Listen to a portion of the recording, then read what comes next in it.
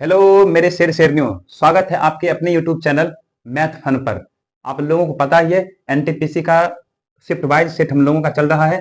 पिछले क्लास में हम लोग 4 सेट को कंप्लीट किया है और आज हम आपके सामने 5वां सेट लेकर के हाजिर हैं। तो चलिए, सेट को शुरू करने से पहले मैं आपके लिए 2 लाइन गाना चाहूंगा। जिंदगी की यही रीत है, हार के बाद ही जीत है। जिंदगी की यही रीत है, हार के बाद ही जीत है। थोड़े आंसू है, थोड़ी हंसी, आज गम है तो कल है खुशी। जिंदगी की यही रीत है, हार के बाद ही जीत है। अगर आप हारे हुए हैं ना, तो घबराइए नहीं, आपका जीत कल निश्चित होगा। आपका जीत कल निश्चित होगा और ये इंतजार कर रहा है आपका जीत। बस आपको शिद्दत से मेहनत करना है, पढ़ाई करना है मन लगा करके। समझे दोस्तों? अपने गम को नजरअंदाज करते हुए एकदम मन लगा के पढ़ना है। समझे? जिंदगी में हंसी खुशी तो आते ही रहेगा, लेकिन सच्ची खुशियां तभी आएगा जब एक बार आपके हाथ जॉब लग जाएगा। इसलिए हम इस जॉब के लिए अपने आप को झोंक डालें इस बार, और दम लगा करके इस बार लेके रहेंगे। चलिए, चेहरे पे स्माइल को बनाए रखिए एकदम खुशी के साथ। आज हम शुरू करते हैं आज का सेट प्रश्न संख्या 1 से। स्क्रीन पे आया होगा सवाल को, पढ़िए। पहला सवाल है, चक्रवृद्धि ब्याज गणना वार्षिक तौर पर होती है। दर पर एक धनराशि 2 वर्ष में 1600 हो जाती है और 3 वर्ष में 1700 हो जाती है। गौर कीजिएगा, 3 वर्ष में 1700, समझे, और 2 वर्ष में कितना? 2 वर्ष में होता है 1600। सवाल देखिएगा, 2 वर्ष में कहा 1600, 2 वर्ष में 1600 और 3 वर्ष में 1700। ये 2 वर्ष का दिखा रहा है और ये 3 वर्ष का दिखा रहा है। 1 साल का ही फर्क है, यानी पिछले साल इतना था, अगले साल इतना हो गया। तो कितना वृद्धि हुआ घटाने से पता चलेगा। इतना की वृद्धि हुआ, कितना पर? 1600 पर। तो 100 पे कितना? यही दिखाएगा क्या चीज? दर। दर क्या होता है? 1 साल के ब्याज का प्रतिशत रूप ही दर होता है। तो ये 1 साल का ब्याज हो गया, उसको परसेंटेज में लाने के लिए मैंने 100 से गुना किया, तो 1 साल का ब्याज इतना होगा, कितना पर? 1600 पर। तो 100 पे कितना? इसको हल करेंगे तो ये हमारे पास आंसर आ जाएगा। तो चलिए इसको थोड़ा सा सॉल्व कर लेते हैं। 1700 में से 1600 घटाएंगे तो आएगा 100, बट्टा में 1600 हम 2 जीरो काट दीजिए, तो नीचे में क्या बचेगा? 16 काटना, तो 4 चौका 16 25 होगा, 25/4 आ गया। भाग दीजिएगा तो 4 छक 24, शेष बचेगा 1, 4 दूनी 8, 4 पंचे 20, यानी कि 6.25 हमारा आंसर आ रहा है। इतना प्रतिशत होगा जो कि ऑप्शन नंबर डी में दिया गया। समझ में आई बातें? इस तरह के सवाल तो पिछले सेट में भी आया था। चलिए अगले सवाल की ओर हम बढ़ते हैं। एकदम मन लगा के पढ़ना है, बिना किसी घबराहट का, बिना किसी संकोच का। अपने गमों का नुमाइश नहीं करना किसी के सामने, समझे? अपने मन में जो गम है उसको बर्दाश्त करते हुए एकदम खुशी के साथ पढ़ना है। यदि एक संख्या और उसके 25% का अंतर 24 है, एक संख्या है कोई, ठीक है, उसका 25%, इसका 25% कितना होगा? तो 25x/100 होगा। का अंतर बोला कितना? अंतर बोला 24 है। एक संख्या, उसका 25%, दोनों का अंतर 24 के बराबर है। तो 100 एकम 100 में 25 घटेगा, होगा 75x/100 और बराबर में 24। 3 25 4 25 3 अठैया, x बराबर कितना बचैया? 4 अट्ठे 32 हमारा आंसर होगा। ये है ऑप्शन नंबर बी में। ये तो सवाल कहाँ है? बढ़े अगला सवाल की तरफ।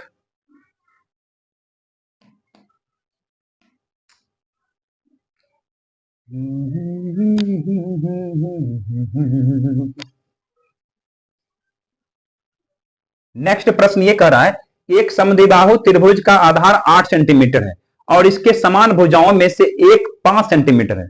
कोई समद्विबाहु त्रिभुज है, ध्यान दीजिएगा। समद्विबाहु त्रिभुज में क्या कहा गया? गौर कीजिएगा। समद्विबाहु त्रिभुज में आधार 8 सेंटीमीटर है, ठीक है। इसके समान भुजाओं में से एक 5 है। समद्विबाहु त्रिभुज में क्लियर है कि 2 भुजा बराबर होता है। एक भुजा 8 दे दिया तो दोनों बाकी भुजा ये दोनों समान होगा, और इसी के बारे में दिया गया है कितना कितना, इसी के बारे में कहा है कि ये 5 है, ये भी 5 है, दोनों समान भुजा है। फिर कहा कि आधार से उसके सम्मुख शीर्ष की ऊंचाई ज्ञात कीजिए। ये आधार से उसके सम्मुख शीर्ष, सामने वाला शीर्ष, सम्मुख मतलब सामने वाला शीर्ष से ऊंचाई का मान हमें ज्ञात करना है, ये कितना होगा, इसकी मान हमें ज्ञात करना है। तो ये बात आपको ध्यान रखना है कि समद्विबाहु त्रिभुज में समान भुजाओं वाले शीर्ष से डाला गया लंब आधार को दो बराबर भागों में बांटता है। ये 8 है तो ये 4 होगा, ये भी 4 होगा, तो यहां समकोण त्रिभुज बन जाएगा। ये 5 है, ये 4 है तो ये 3 होगा। ट्रिपल एक्ट याद रखिएगा, 3 4 5। ये पिछले वीडियो में भी हमने आपको बोला था कि इसको याद कर लीजिएगा, 3 4 5, 3 4 5, इसे याद रखना है। तो ये 3 है, 4 है, 5 है, क्लियर हो गया। हमारा आंसर क्या आएगा, 3 सेंटीमीटर आएगा। जो देखिए किस ऑप्शन में, ये ऑप्शन नंबर अपना ए सही होगा।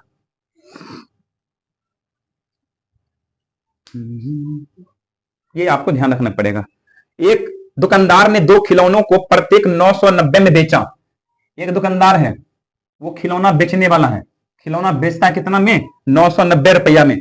पहले खिलौने पर 10% का लाभ और दूसरे खिलौना पर भी 10% की हानि, तो लाभ या हानि बताइए। देखिए ऐसा सवाल जब दिया जाए, यहां एसपी दे दिया है 990 रुपया, ठीक है, एक पर 10% का लाभ हुआ है, एक पर 10% का लाभ हुआ है, दूसरा पर 10% की हानि हो गया। ऐसा सवाल जब दिया जाए कि एक पर लाभ एक पर हानि और सेम हो, दोनों दोनों क्या हो, एक समान हो, तो सेम चेंज अगर जब नजर आवे, तो सेम चेंज नजर जब आवेगा, तो उस स्थिति में हम हमेशा समझेंगे हानि होगा। हमेशा हम क्या समझेंगे, हानि होगा। हानि मतलब यानी प्रतिशत लॉस। कैसे निकालेंगे, तो लॉस बराबर जो दिया गया है उसका स्क्वायर कर दीजिए और बट्टा में 100 लगा दीजिए, तो ये दिखाएगा लॉस, यानी कि ये कटेगा एक, यानी 1% की उसे क्या होगी, हानि होगी। हमेशा हानि समझेंगे। जब ऐसा दिया जाए, same change always loss, same change always loss, हमको इससे कोई मतलब नहीं। हमारा आंसर क्या आ गया, 1% आ गया। तो ये टेक्निक आपको ध्यान रखना है थोड़ा सा, समझे। चाहेंगे तो हम विक्रय मूल्य पर भी बना सकते हैं, इसको लेकर के भी बना सकते हैं, लेकिन टाइम टेकन होगा, ज्यादा समय लगेगा। क्यों मैं ऐसा काम करूं समय लेने वाला, इसे ध्यान रखना पड़ेगा ट्रिक को। चलिए प्रैक्टिस करते करते सब चीज आपके दिमाग में बैठ जाएगा, रटना कुछ भी नहीं है, रटिएगा तो होगा थोड़ी कम। चलिए 9 नंबर पढ़िएगा। राजेश खेल के पहले दौर में अपने धनराशि का 1/3 हिस्सा हार गया, 1/3 हिस्सा हार गया है, ठीक है। और खेल के दूसरे दौर में हुआ अपनी बची हुई धनराशि का 3/5 हिस्सा हार गया, और तीसरे दौर में हुआ अपनी बची हुई धनराशि का 4/7 हार गया। देखिए इस सवाल में हमेशा कह रहा है शेष जो बच गया उसका, यानी शेष का ये हमेशा दिया जा रहा है। ध्यान समझिएगा, 1/3 भाग हार गया तो बचा कितना, बचेगा 2/3 भाग। कैसे मालूम करेंगे, 1 में से घटा दीजिए, पता चल जाएगा। तो ये उसके पास शेष राशि बच गया, शेष इतना बचा, समझे। फिर क्या कहा आगे सवाल में कि दूसरे दौर में हुआ उसके पास जो राशि बचा ना, उसका 3/5 हिस्सा हार गया। अब की बार कितना हारा, 3/5 भाग। 3/5 भाग हार गया तो बचा कितना, घटा दीजिए, 5 में से 3 घटेगा 2/5, यानी इतना 5 अब उसके पास फिर बच गया। फिर आगे कहा तीसरे दौर में अपनी बची हुई राशि, अब इतना राशि उसके पास बच गया है, अब बची हुई राशि का 4/7 भाग हार रहा है। फिर 4/7 भाग हारा तो बचा कितना, 7 में से 4 घटेगा 3/7 भाग, यानी कि 3/7 भाग शेष बच गया। हमेशा शेष का मान निकाल करके गुना कर देंगे तो यही हमारा आंसर हो जाएगा। तो ये हो गया उसके पास मूल धनराशि का कितना भाग बचा है, तो ये बच गया बचा हुआ भाग। तो काट के 3 से 3 कटेगा, 2 दूनी 4, बट्टा में 7 बचे 35, ये अपना क्या हो जाएगा, आंसर हो जाएगा। इस सवाल को थोड़ा सा ध्यान समझिएगा, हमेशा का शेष का 1/3 भाग हार गया तो बचा कितना, 2/3 भाग। 3/5 भाग हार गया तो बचा कितना, 2/5 भाग। 4/7 भाग हार गया तो बचा कितना, 3/7 भाग। सबको गुना कर देंगे तो आ जाएगा अपना आंसर, यानी कि 4/35 अपना आंसर होगा। ये दिख रहा है ऑप्शन नंबर सी में। तो ये हो गया मूल धनराशि का इतना भाग उसके पास बच रहा है। क्लियर है बात। अगर मूल धनराशि रहता ना दिया हुआ तो उसमें हम इससे गुना करते तो रुपया में मालूम हो जाता, लेकिन यहां पर भिन्न के रूप में ही कह रहा है, इसीलिए हमारा आंसर 4/35 ही रहेगा। चलिए अगले सवाल ज्यामिति का है। दिए गए रेखा चित्र में यदि कोण एबीसी 30 डिग्री हो, पहले चित्र बना लेते हैं। चित्र आपको दिख रहा होगा सवाल में,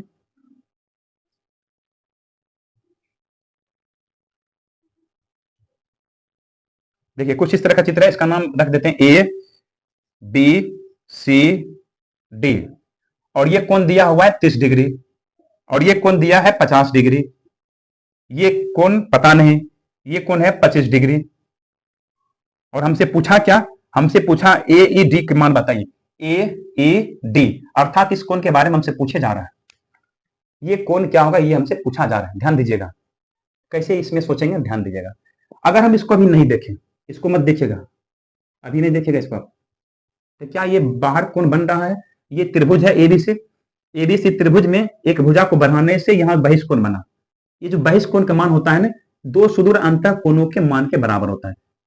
तो इसको जोड़ देंगे तो 50 30 80, यानी इसका मान कितना होगा, 80 होगा।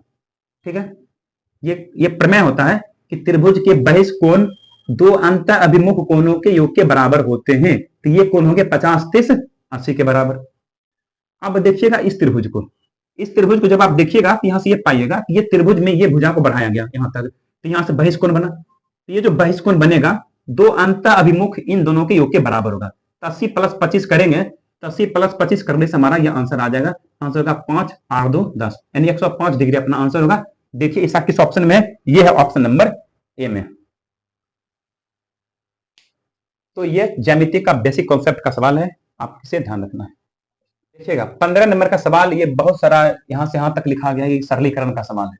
इसे हल करेंगे, पहले ब्रैकेट का क्रिया करते हैं, और ब्रैकेट में भी पहले भाग का क्रिया, क्योंकि का तो नजर नहीं आ रहा है, का करी भागा गुना जोड़तर घटावा, यानी का नहीं है तो पहले किसका क्रिया होगा, भाग का। यहाँ देखिएगा तो ये भाग का क्रिया, इसको भाग देंगे तो होगा ये -4, ये कितना हो गया, ये पूरा का पूरा हो गया -4, ध्यान रखिएगा, ये पूरा का पूरा हो गया -4।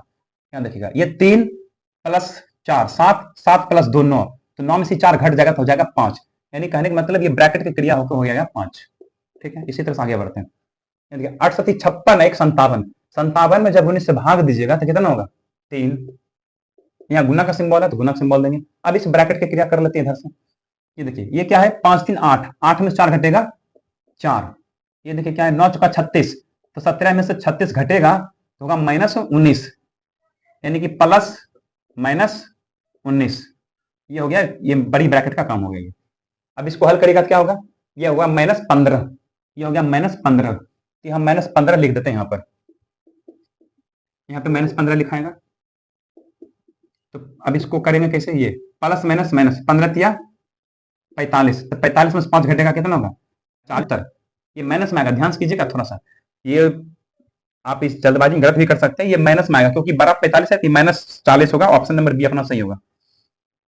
17 में दिया गया है 0.232323, इसको परिमेय संख्या के रूप में लिखना है। दशमलव के बाद देखिए अंकों के लगातार रिपीटिशन हो रहा है, लगातार अंकों का रिपीटिशन हो रहा है, यहाँ पर डॉट डॉट होना चाहिए। तो देखिएगा किस अंकों का रिपीटिशन हो रहा है, 2 3 2 3 2 3, इसका मतलब 0 2 3 पर रेकरिंग का सिंबल, रेकरिंग। अब इस तरह की संख्या को जब भी परिमेय में चेंज करना पड़े तो क्या करेंगे, जिस पर रेकरिंग उसको ऊपर में लिखेंगे, जो अंक पर रेकरिंग है उतना ना नीचे में दे देंगे, यही हमारा आंसर होगा। ये ऑप्शन है किसमें, ये ऑप्शन है ए में।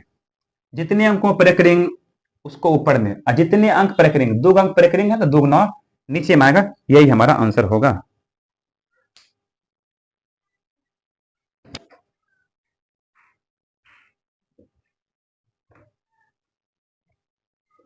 चलिए पढ़ते हैं अगला। 19 नंबर का प्रश्न क्या कहता है। 19 नंबर का प्रश्न है, परसोत्तम और अंजलिका ने एक स्थान से विपरीत दिशाओं में क्रमशः 30 किलोमीटर प्रति घंटा और 3.5 किलोमीटर प्रति घंटा की चाल से चलना शुरू किया। 2.5 घंटे में वे दोनों एक दूसरे से कितने दूर होंगे। 2 आदमी हैं, एगो पुरुषोत्तम है एगो अंजलिका है, दोनों एक स्थान से विपरीत दिशाओं में क्रमशः एक ही स्थान से विपरीत दिशा में चलना शुरू किया, एक ही स्थान से विपरीत दिशा में चलना शुरू किया। ध्यान दीजिएगा, मान लीजिए ये यहां से चलना शुरू किया, पुरुषोत्तम इधर और अंजलिका इधर, इधर अंजलिका चलेगी इधर पुरुषोत्तम चलेंगे। तो दिया हुआ है कि विपरीत दिशाओं में क्रमशः 30 किलोमीटर प्रति घंटा, यानी कि पुरुषोत्तम जो चलेंगे वो चलेंगे 30 किलोमीटर प्रति घंटा की चाल से, और ये अंजलिका जो चलेगी वो है 3.5 किलोमीटर प्रति घंटा की चाल से। आगे देखिए दिया है, 2.5 घंटा में वे दोनों एक स्थान से कितने दूर होंगे। 2.5 घंटा में देखिएगा, 2.5 घंटा में इस स्थान से वो कितना दूर हो जाएगा, ये इधर चली जाएगी और ये इधर चले जाएंगे, तो दोनों के बीच का फासला क्या होगा, तो दोनों के बीच की दूरी निकालना है, तो वही पता नहीं है, तो दोनों के बीच के रिलेटिव डिस्टेंस मान लेते हैं डी है, दोनों के बीच की दूरी कितना हो जाएगा डी। तो मिलने में लगा समय या एक दूसरे को पार करने में लगा समय क्या होता है, रिलेटिव डिस्टेंस बट्टा रिलेटिव वेलोसिटी। दोनों वेलोसिटी को क्या करना होगा, जोड़ के लिखना होगा, क्योंकि दोनों एक दूसरे के क्या जा रहे हैं, विपरीत दिशा में जा रहे हैं। तो 30 + 3.5, 30 + 3.5 करेंगे, देखिएगा ये घंटा में है और ये भी किलोमीटर प्रति घंटा में, तो अपना जो दूरी आएगा वो किलोमीटर में आएगा। इसको हल करके निकाल लेते हैं, करते हैं हल। देखिए ये 2.5 ज्यों का त्यों डी, ये जोड़ेंगे तो आएगा कितना 33.5। ठीक है, अब डी बराबर 2.5 गुना 33.5, दशमलव छोड़ के गुना कर दीजिए। 25 25 125, 125 के 5 बाकी 12, 25 या 75 में 12 जोड़िएगा 87 होगा, 87 के 7 बाकी 8, 25 या 75 8 जोड़ेंगे तो होगा 83, दशमलव एक अंक यहाँ कुल 2 अंक के बाद दशमलव यहाँ पर बैठ जाएगा, तो 83.75 किलोमीटर अपना आंसर आएगा। ये है किस ऑप्शन में, देखिएगा ये आपको आंसर नजर आएगा ए में, हमारा आंसर होगा विकल्प ए। पढ़िए 22 नंबर में, 22 नंबर क्या है, सबसे लंबे खंभे की लंबाई ज्ञात कीजिए जिसे 30 मीटर 15 मीटर 10 मीटर विमाओं वाले कमरे में रखा जा सकता है। एक रूम है जो जिसकी लंबाई कितना है, लंबाई है 30 मीटर, चौड़ाई है 15 मीटर और ऊंचाई है 10 मीटर।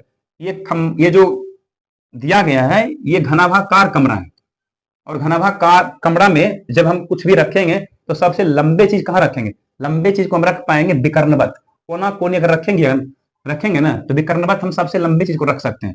तो इसका मतलब हमसे जो कहा है कि रखे जाने वाले सबसे खंभे लंबे के बताइए, तो खंभे की लंबाई कैसे निकालेंगे, तो रूट अंडर लंबाई का स्क्वायर प्लस चौड़ाई का स्क्वायर प्लस ऊंचाई के स्क्वायर करके हमें खंभे की लंबाई मालूम हो जाएगा। ये हो गया खंभा की लंबाई, खंभा की लंबाई। तो रूट अंडर करिए 300 का स्क्वायर 900, 30 का स्क्वायर 900, 15 का स्क्वायर 200, 25 10 का 100, जोड़िए इसको 1225 आएगा जोड़ करके, तो 25 है तो इकाई 5 आएगा, क्लियर है। इसका कितना 12 से नीचा वर्ग संख्या होता है 9, तो 9 किसका है 3 का, यानी 35 हमारा आंसर आएगा। ये 35 मीटर में आएगा जो कि दिया है ऑप्शन नंबर डी में।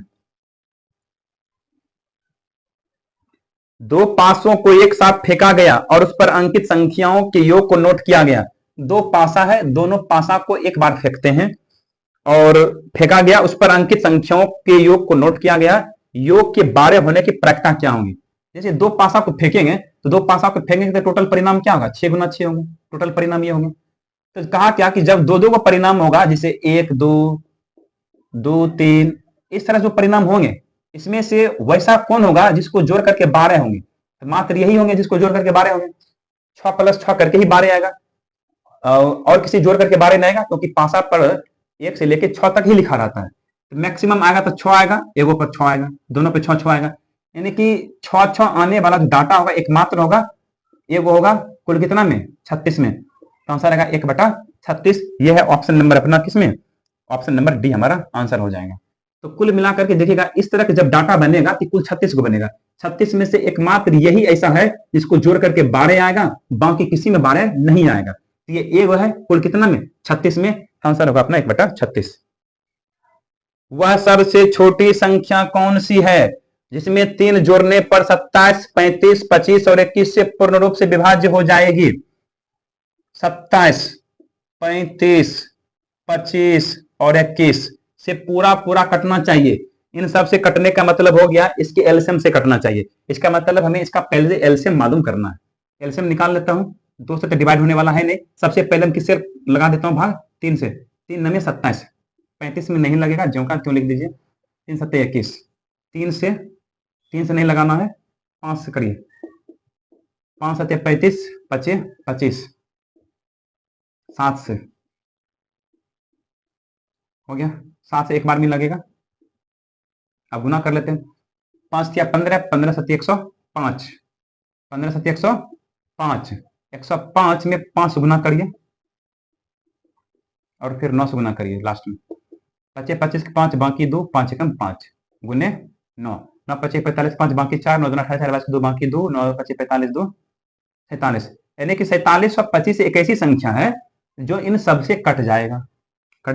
लेकिन हमको कहा क्या, सवाल में कहा कि सबसे छोटी संख्या कौन सी है जिसमें 3 जोड़ने पर, जोड़ने की बात क्या है, वह छोटी से छोटी संख्या बताइए जिसमें अगर हम 3 जोड़ें तो जो संख्या मिले इन सब से कटना चाहिए। तो ये तो कटने वाली संख्या आ गया। ऐसा करते हैं कि इसमें 3 जोड़ने वाली बात का हम इसमें 3 घटा देते हैं। तो 3 घटाएंगे तो आएगा 4722। ये 4722 एक ऐसी संख्या है जिसमें जब आप 3 जोड़िएगा तो जो संख्या मिलेगा वो संख्या हिसाब से कटने वाला होगा। तो हमारा आंसर क्या होगा? 4722। तो जोड़ने वाला कहा जाए तो घटा दीजिए, तो यही हमारा आंसर आएगा। चलिए, ये ऑप्शन किस में है? ये ऑप्शन ए में है। ऑप्शन को जरा ध्यान से करिएगा, क्योंकि सावधानी हटी और दुर्घटना घटी, क्योंकि ऑप्शन मिलता जुलता अभी देख रहे हैं आप, जो एलसीएम निकाले वो भी ऑप्शन में है, इसलिए थोड़ा सा ध्यान से काम करना है। 30 नंबर में, एक व्यापार मेले में पहले दिन 84,500 लोग आए और चौथे दिन यह घट करके इतना हो गए। तो चौथे दिन कितने % घट गए? देखिए, कितना आया था पहले दिन? 84,500 आया था पहला दिन, और घट करके कितना हो गया? 16,900। पहला दिन इतना आया, अब घट कर कितना हो गया? कितना घटा? इतना घटाने से पता चलेगा इतना घटा। कुल कितना पर? तो कुल है 84,500 पर। तो 100 पे कितना? इसी को हल करेंगे तो आ जाएगा कमी, यानी कितना कमी हुआ है, कितना लोग घटा है, उसका मान में निकल जाएगा। इसको घटाना होगा, 2 जीरो आ जाएगा घटा करके। ये बच गया 15 में से 9 घटेगा 6, यहाँ बच गया 3, 13 में से 6 घटेगा 7, यहाँ बच गया कितना? 7 में से घटेगा 6, नीचे में 8, 4, 5 ये डबल जीरो काट दीजिए 100, यही बच जाएगा। अब इसको करना है भाग का क्रिया। ये काटेगा, ये 8 से कटेगा, 8 से इतना बार नहीं कटेगा, ये 8 से कटेगा, जीरो यहाँ लगा दीजिएगा, 80 बार में पूरा कट जाता है। 80% अपना आंसर आएगा, यानी 80% घट गया है। ऑप्शन नंबर डी अपना आंसर होगा, ऑप्शन डी। इनमें से किस संख्या को निम्नलिखित व्यंजकों में जोड़ने पर प्राप्त संख्या पूर्ण वर्ग होगी? बहुत सिंपल सा सवाल है। 1 + 3 + 7 + 9 + 11 + 13 का इसमें आप क्या जोड़िएगा ऐसा कि वर्ग संख्या मिल जाए? सिंपल सी बात, इसको पहले जोड़िएगा। 13 11 जोड़ेंगे तो 24, 24 9 23, 23 7 30, 30 3 33, 33 1 34। गलत जोड़े, फिर जोड़िए, जोड़ते हैं। 3 1 4, 7 4 11, 11 9 20, 20 1 21, 21 3 24, 24 के 4, बाकी 2 2 1 3 3 1 4, 44 आया जोड़ करके। अब का इसमें ऐसा क्या संख्या जोड़िएगा कि जो संख्या जोड़ के आएगा वो पूर्ण वर्ग होगा। 44 के बगल में वर्ग संख्या कौन है? 49। इसमें कितना जोड़ना पड़ेगा? 5 जोड़ना पड़ेगा। तो आंसर अपना क्या आएगा? 5 आएगा, जो कि विकल्प बी में दिया गया है। सिंपल सा सवाल था, इसको जोड़ करके जो आएगा उसमें कितना जोड़े कि पूर्ण वर्ग संख्या मिले। तो 44 में 5 जोड़ेंगे तो पूर्ण वर्ग संख्या मिल जाएगा। आंसर अपना होगा 5। अगला 47 में भी सरलीकरण का सवाल है, बस थोड़ा सा लंबा चौड़ा लिख दिया है आसान। सवाल को पहले हम लिखेंगे बोर्ड पर, तब इसे हल करेंगे। देखिएगा, 47 नंबर का सवाल बोर्ड पे लिखा गया है। ये सरलीकरण का सवाल है। क्वेश्चन में जो दिया गया है वो थोड़ा सा हमको डिफॉल्ट लग रहा है। हम जो सवाल लिखे हैं वो पूरा बढ़िया से लिखे हैं, गलत है उसमें थोड़ा सा ठीक करके हम लिखे हैं। क्या गलत है आप सवाल में मिला लीजिएगा। ब्रैकेट का थोड़ा सा डिफरेंस दिख रहा है वहां पर। देखिए, इसको कैसे सॉल्व करेंगे। पहले ब्रैकेट का क्रिया करेंगे। ये देखिए, मंझली ब्रैकेट में एक अलग यहाँ से यहाँ तक है, और फिर मंझली ब्रैकेट में यहाँ से यहाँ तक है। तो पहले हम मंझली ब्रैकेट के अंदर जो है उसको हल कर लेते हैं।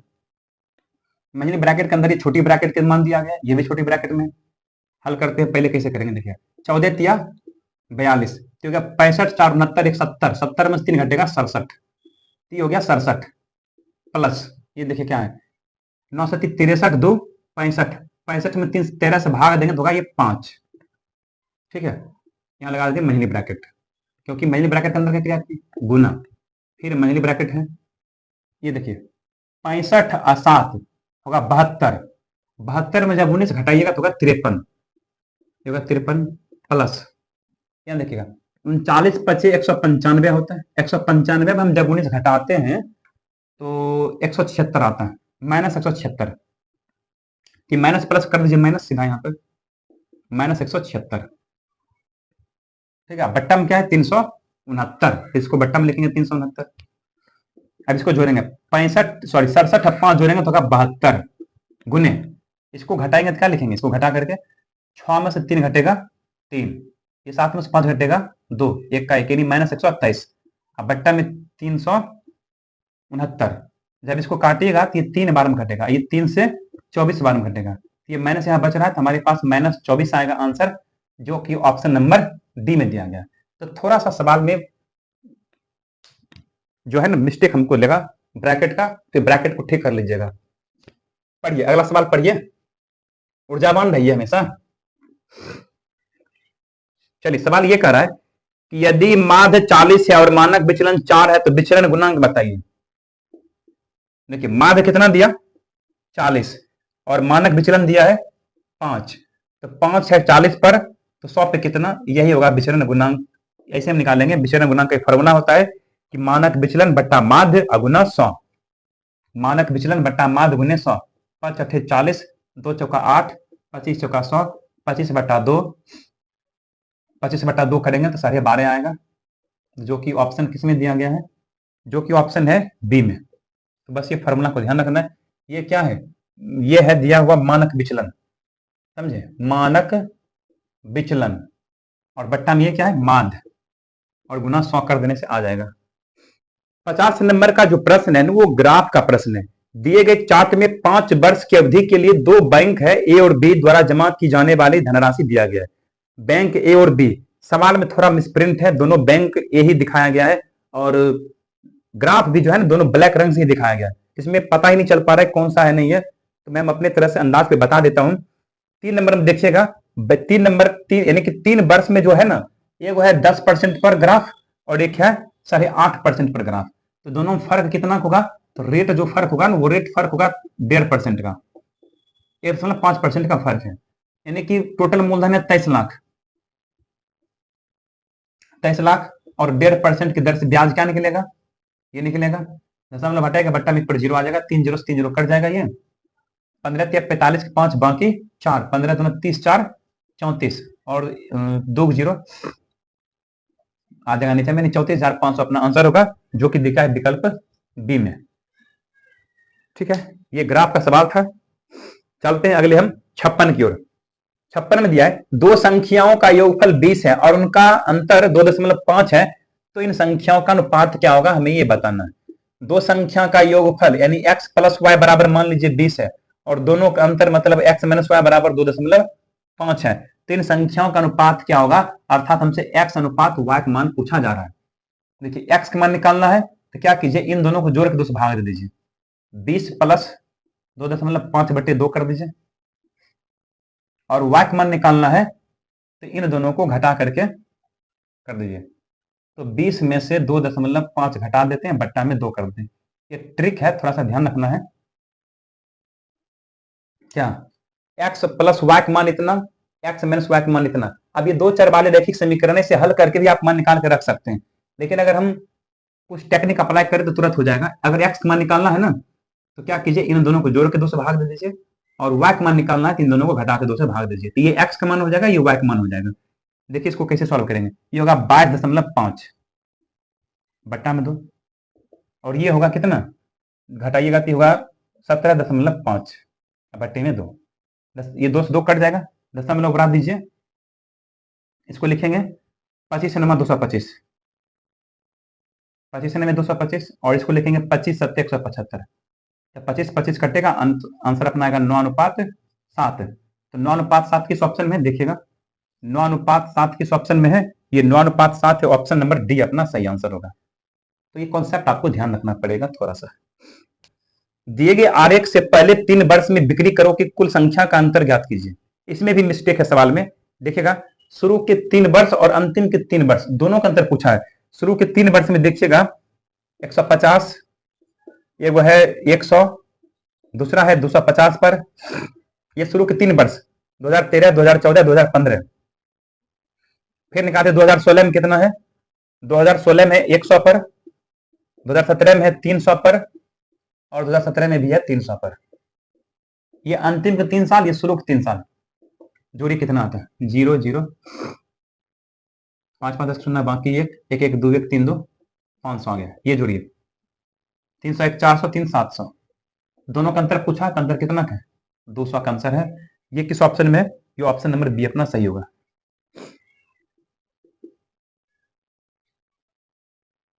पढ़िए 58 में क्या है, cos 1 cos 2, cos 1 degree cos 2 degree इसी तरह से cos 3 डिग्री, बढ़ते जाएंगे तो हमसे पूछा cos 179 तक का मान। अगर गौर से इसको देखिएगा तो आप ये पाइएगा 1 2 3 4 5 लगातार 179 तक, इसके बीच में कहीं ना कहीं तो cos 90 जरूर मिलेगा। cos 90 का मान क्या होता है? 0 होता है। अगर 0 है, अगर बीच में 0 आ गया तो सबको ले दे के 0 कर देगा, यानी कि पूरा आंसर अपना क्या आएगा? 0 आएगा, ऑप्शन नंबर सी। चलिए 60 नंबर का सवाल आगे करते हैं।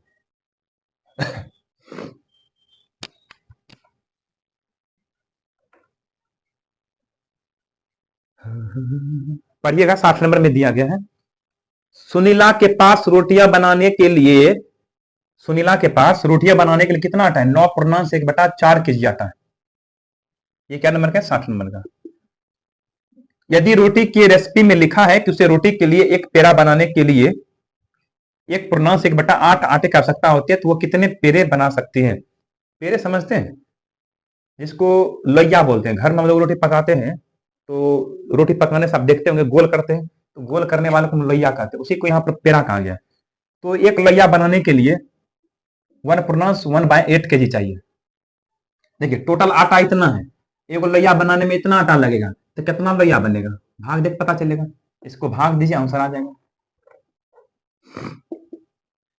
9 का 36, 137/4, भाग के बदले गुना, 8 एकम 8, 9, 9/8, 8 ऊपर 9 नीचे 4 दूनी 8, 37 दूना 74 होगा, बत्ते में 9, तो 9 8 72, लगभग में 9 8 72, यानी कि क्या लोई बनेगा?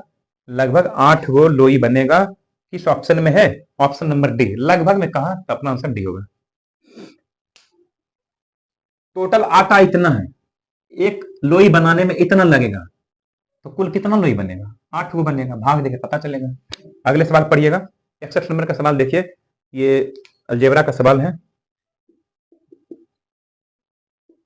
x माइनस वाई का whole cube, y minus Z का whole cube, z minus X का होल क्यूब, और हमसे पूछा इसका आंसर बता दीजिए। एक फॉर्मूला आप जानते होंगे, नहीं जानते तो ध्यान दीजिएगा। a cube plus b cube plus c cube बराबर 3abc होता है। कब? जब a plus b plus c बराबर 0 हो। ये सूत्र आपको ध्यान रखना है। ए बी सी जोड़ करके अगर 0 हो जाए तो 3abc लिखा जाएगा। तो यही चेक करते हैं, अगर हम इसको a कहें तो ये b होगा, ये c होगा। क्या a plus b plus c करके 0 आएगा? क्या इन तीनों को जोड़ करके 0 आएगा? देखते हैं, चेक करते हैं।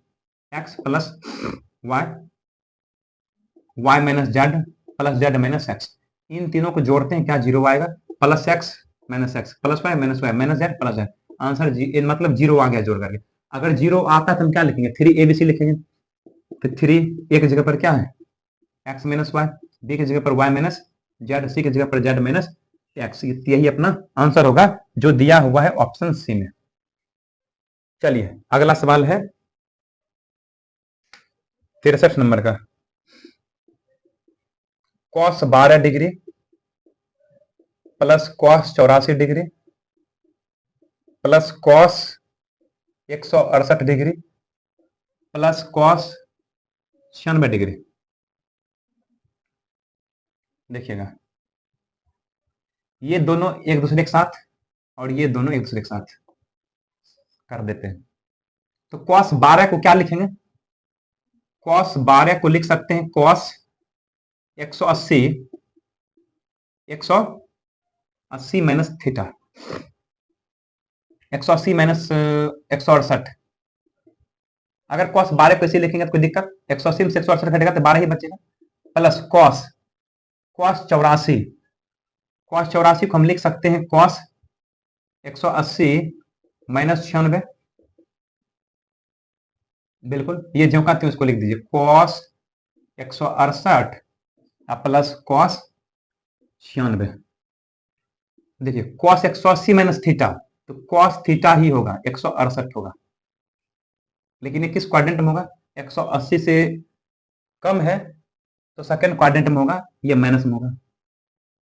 ये भी देखिए, ये भी 180 से कम जाएगा तो माइनस में जाएगा, cos 96 plus cos 168 plus cos 96। Plus में ये माइनस में, ये प्लस में ये माइनस में, दोनों करके 0 आएगा। तो 0 वाला ऑप्शन अपना सही होगा जो कि दिया है ऑप्शन ए में। 64 में जो दिया गया सिंपल सा जोड़ है दशमलव का, देखिएगा कितना दिया, 62,002.5, फिर है 620.25, फिर दिया गया है 62.025, फिर दिया है 6.2025, फिर देखिएगा दिया हुआ है 0.6205, बस इसको जोड़ना पड़ेगा। 5 5 2 7 5 2 7 2 2 4 5 4 9 6 2 8 8 2 10 10 5 15 15 1 5 बाकी 1 6 1 7 7 2 9 9 2 11 के 1 बाकी 1 2 1 3 6 3 9 6 2 8 6 का 6 68 91 59. ये सब ऑप्शन किस में है? यह ऑप्शन बी में आंसर अपना बी होगा। पढ़िए अगला सवाल, पढ़िए क्या है। मशीन का एक धात्विक पुर्जा तांबा, जिंक और लेड, तांबा, जिंक और लेड का बना हुआ, ये दिया है 13:6:1 के अनुपात में। यदि इस पुर्जे में जिंक का भार 90 केजी है, जिंक का भार है 90 केजी, अनुपात में 6, संख्या में 90, तो 15 छक 90। हमसे पूछा क्या, यदि कह रहा है कि इस पुर्जे का कुल भार देखिएगा अनुपात में कितना है, 13 × 19 = 20, अनुपात में कुल भार 20 है, संख्या में 15 से गुना कर दीजिए, 15 दूनी 30, 300 केजी आ जाएगा अपना आंसर। किस ऑप्शन में है ये है ऑप्शन नंबर सी में। ठीक है, बढ़िया आगे की ओर। अगला सवाल देखिए क्या है 69 में। एक घनाभ जिसके 3 आसन फलकों का पृष्ठीय क्षेत्रफल ABC है, एक घनाभ है जिनके आसन पृष्ठीय क्षेत्रफल, आसन मतलब क्या होते हैं, अगल बगल का पृष्ठीय क्षेत्रफल, समझे। इसे यहां देखिएगा दिया गया है कितना, ABC, आसन पृष्ठ का क्षेत्रफल क्या होता है, LB BH LH। आसन पृष्ठ समझते हैं, थोड़ा सा आपको यहाँ घना बना के दिखा देते हैं। जैसे मान लीजिए ये ऊंचाई है, ये लंबाई है और ये चौड़ाई है। ये लंबाई के अनुसार यहाँ पर जो ये L है और ये B है और ये क्या है, H है। एक आसन यहाँ होगा, एक सतह यहाँ होगा, एक सतह यहाँ होगा, एक सतह यहाँ होगा, 1 2 3 सतह, ये आसन हो गया। तो क्या बनेगा, LB एक सतह क्षेत्रफल LB, एक सतह क्षेत्रफल LH और एक सतह क्षेत्रफल BH। इस तरह से हम निकाल सकते हैं और यही दिया गया है हमें LB BH और LH का मान। ध्यान दीजिएगा, अगर गौर से ध्यान देते हैं तो हम ये पाते हैं कि इसको जब हम गुना करते हैं संगत पक्ष को, इसको गुना कीजिए, L गुने L L स्क्वायर, B गुना B B स्क्वायर, H गुने H H square, A Guna B Guna C। तो स्क्वायर वाला पद हर जगह क्या होगा, रूट अंडर, यानी LBH बराबर होगा रूट अंडर ABC, यानी कि यही है आयतन। आयतन बराबर कितना आ गया हमको, रूट अंडर ABC आ गया। लेकिन ऐसा ऑप्शन नहीं है, ये ऑप्शन है ABC का 1/2 पावर, क्योंकि रूट मतलब पावर हाफ होता है। पढ़िए 70 नंबर का सवाल। यदि 3 आदमी या 6 लड़के अपना कार्य 20 दिन में पूरा करता है, 3 आदमी काम करे या 6 लड़का काम करे, 6 लड़का यानी 6 बॉय काम करे, काम 20 दिन में करता है, ये भी 20 दिन में करता है और ये भी 20 दिन में करता है। या वाला जब ऑप्शन आवे इस तरह से आपको बनाना है, 20 चूंकि कट ही जाएगा दोनों तरफ, इसलिए 20 लेने की कोई जरूरत नहीं है। इसको काट 3 दूनी 6, तो यहां से M/B बनेगा 2:1, ये रेशियो बन जाएगा, ये क्षमता का रेशियो। आगे कहा उसी कार्य को 6 आदमी और 8 लड़का काम करेगा इसी कार्य को। इसी कार्य का मतलब ये काम या तो ये काम, दोनों में से कोई उठा लीजिए। 3M 3 आदमी है, कितना दिन में करता है, 20 दिन में। 20 दिन में ये हो गया टोटल काम की मात्रा। कुल काम की मात्रा में आदमी की संख्या से भाग देंगे तो डे की संख्या मालूम होगा। किसकी संख्या मालूम होगा, डे। यहां से MB का मान यहां से रख देते हैं, M का मान 2 और B का मान 1। अब इसे हल कर लेते हैं, 3 दूना 6 गुना 20 बट्टा में ये क्या होगा, 6 दूना 12 8 20, 20 कटेगा, आंसर अपना आएगा 6 दिन। आंसर 6 दिन आएगा। ये देखिए किस ऑप्शन में है, ऑप्शन नंबर बी में। यहाँ पे गौर कीजिएगा, यहाँ जो 20 हम गुना किए, 20 क्या है, ये टोटल काम की मात्रा है। 20 हम इसलिए हटा दिया क्योंकि दोनों तरफ 20 था, तो ये भी कुल काम की मात्रा है और ये भी कुल काम की मात्रा है। तो आप इन दोनों में से कोई भी ले सकते हैं, ये भी आप यहाँ पे लेकर हल कर सकते हैं, ये भी लेकर हल कर सकते हैं, कोई भी लेकर हल कीजिएगा, आंसर उतना ही आएगा, कोई फर्क नहीं पड़ता है। सवाल है 55 से छोटी सभी अभाज्य संख्याओं की संख्या। अगर ध्यान से गौर कीजिएगा तो 50 तक में क्या अभाज्य आता है? 15 अभाज्य। याद रखिएगा, 50 तक में 15 अभाज्य और 100 तक में 25 अभाज्य। लेकिन हमको कहा 55 तक, 50 के बाद एक और संख्या 53 है अभाज्य। एक संख्या ये और 15 संख्या ये, तब 15 का कुल कितना है? 16 संख्या होगा आंसर अपना। ये है ऑप्शन नंबर ए में। चलते हैं 76 का।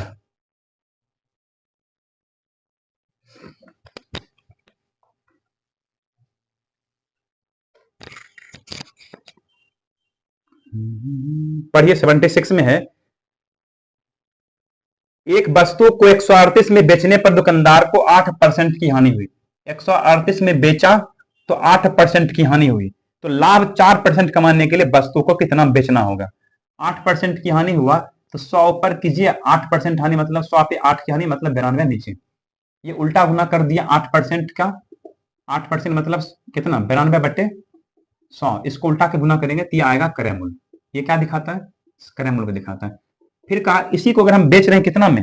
4% लाभ पर। जब इसको 4% लाभ पर बेचेंगे तो 104 बटे 100 में बेचेंगे। ये हो गया विक्रय मूल्य, यानी ये टोटल दिखाता है विक्रय मूल्य को। अब इसको काट कूट कीजिए, इस 0 0 कट जाएगा, काटिए, कितना बार कटेगा? ये काटेंगे तो ये हो गया 46 दूना 92 होता है। इसको काटिए, 6 दूनी 12 और 9 दूनी 18। ये 2 से 23 दूना 40, 23 दिया 69, 2 काटिए 52 बार में। ये 3 दूना 6 और 5 दिया 15, 156 रुपया अपना आंसर आएगा ऑप्शन नंबर बी में। ठीक है, चलते हैं अगले सवाल की तरफ। 77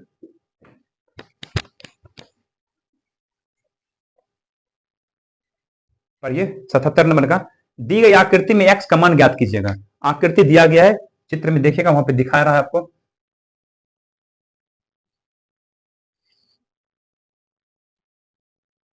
इस तरह का आकृति है, यह 65 डिग्री, यह है, इसका नाम है सी, और यह है 80 डिग्री, यह है डी, यह है 115 डिग्री, और यहां से देखिएगा तो ये ई है, इसका एक्स दिया हुआ है, और यहाँ पे 90 डिग्री बन रहा है।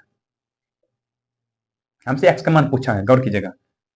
अगर देखते हैं ध्यान से, पंचभुज नजर आ रहा है, ठीक है। पंचभुज में ये देखिए, बहिष्कोण, एक बहिष्कोण, 2 गो, 3 गो, 4 गो, समझे, और ये 5 गो, तो कुल मिला के कितने? 5 गो यहाँ पे बनेगा बहिष्कोण। इसमें से एक्स का मान हमें ज्ञात करना है। देखिए, बहिष्कोणों का योगफल जो होता है ना, किसी भी बहुभुज में बहिष्कोणों का योगफल 360 डिग्री होता है। अगर हम बहिष्कोणों को जोड़ दें तो हो जाएगा। ये 65 है, 80 है, ये कितना? ये पता नहीं, घटा दीजिए, इन दोनों को जोड़ के 180 होगा। 180 में से 115 घटेगा 180 में से 115 घटा दीजिए, कितना आएगा? 65 आएगा। ये हो गया 65 डिग्री, क्योंकि दोनों को जोड़ के 180 पड़ेगा, 65 डिग्री। और ये एक्स है, तो जोड़िए क्या कोण, ये कितना होगा? 90, 90, 65, 80, 65 एक्स,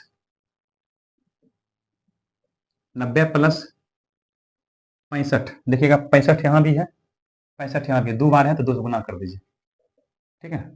और ये 80 है और ये एक्स है, 80 प्लस एक्स, इसको हल करने से आएगा मान। करते हैं हल। ये देखिए, 90 80 जोड़ेंगे तो 9 8 17 170 होगा। 5 दुना 10 शून्य बाकी, 7 12 1 13, प्लस एक्स बराबर 360। एक्स बराबर 360 में से घटाइए, ये उधर जाके जोड़ेंगे घटेगा, 7 3 10 का शून्य बाकी, 1 1 1 2 1 3, 300 होगा। यानी एक्स बराबर कितना आएगा अपना? 60 डिग्री आएगा। देखिए, ये बहिष्कोण जो है ना, ये बहिष्कोण का मान आ गया हमारे पास 60 डिग्री। तो ये चीज आपको ध्यान रखना है कि बहिष्कोण का योगफल हमेशा 360 डिग्री होता है। तो सारे बहिष्कोणों को हमने क्या किया? जोड़ दिया। ये मालूम नहीं था कि मालूम कर लिए। 36.1 बट्टा 102.4 वर्गमूल मतलब रूट अंडर, दशमलव उड़ा दीजिए, 361 19 का वर्ग होता है, ये 32 का वर्ग होता है, 19 बटा 32, 19 बटा 32 आंसर होगा विकल्प बी। आंसर विकल्प बी। ये सब वर्ग संख्या तो आपको याद ही होना चाहिए ना, सब तो चलता फिरता वर्ग है। अविनाश, भुवनेश और चमन, 3 आदमी हैं। ये काम को कर रहे हैं, देखिएगा कैसे करता है। 3 आदमी हैं, अविनाश, भुवनेश और चमन। ये करता है 20 दिन में, और ये करते हैं 30 दिन में, और ये है 60 दिन में करते हैं काम को। सबका डे हमने लिख दिया, ठीक है। 20, 30 और 60 का एलसीएम कितना आएगा?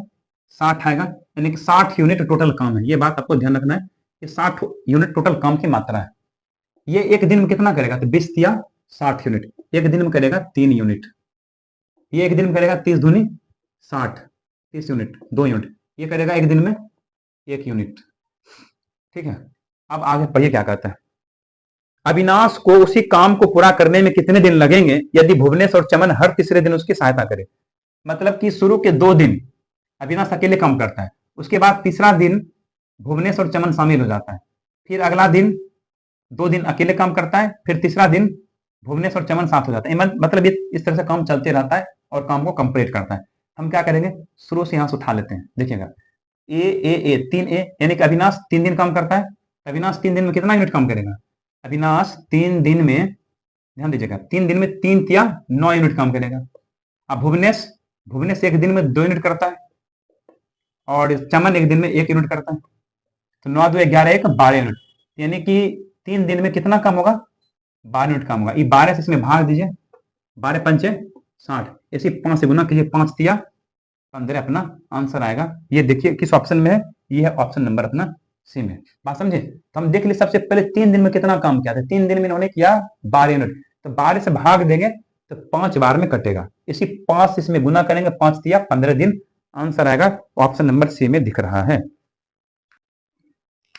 इसमें देखिएगा दिया हुआ है 4 महानगर के घरेलू खर्च दिया गया है, ग्राफ में दिखाया गया। उच्चतम औसत घरेलू खर्च और निम्नतम।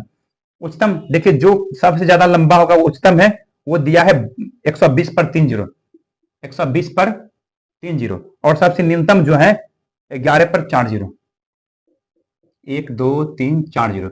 और इसी का अनुपात हमसे पूछा, तो 40 यहां से 40 यहां से कट गया, बचा कितना? 12:11 अपना आंसर होगा, जो कि ऑप्शन नंबर बी में दिया गया। बोले ग्राफ में कुछ होता नहीं, बस उसको अच्छे से अध्ययन करने आना चाहिए। अगर अच्छे से अध्ययन कर लेते तो आंसर आपके पास आ जाएगा। तो इस तरह से आज का काम हम लोगों का हुआ कंप्लीट, खत्म। इन सारे सवाल को एक बार फिर से अच्छे से देखिएगा, जहां दिक्कत हो जिस सवाल में, वहां से वीडियो को थोड़ा सा बैक करके फिर समझिएगा, तो आपको क्लियर समझ में आ जाएगा। चलते हम मिलते हैं अगले वीडियो में, तब तक आप लोग इन सारे सवाल का एक बार अच्छे से रिवीजन कर लीजिएगा। आज की कहानी को यहीं पे समाप्त करते हैं।